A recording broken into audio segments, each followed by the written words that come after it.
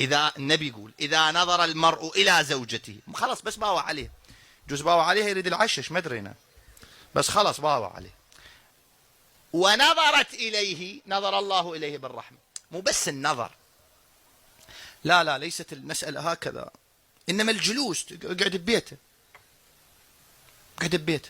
النبي صلى الله عليه وآله يقول جلوس العبد في بيته، جلوس العبد مع عياله أحب عند الله تعالى من الاعتكاف في مسجدي هذا.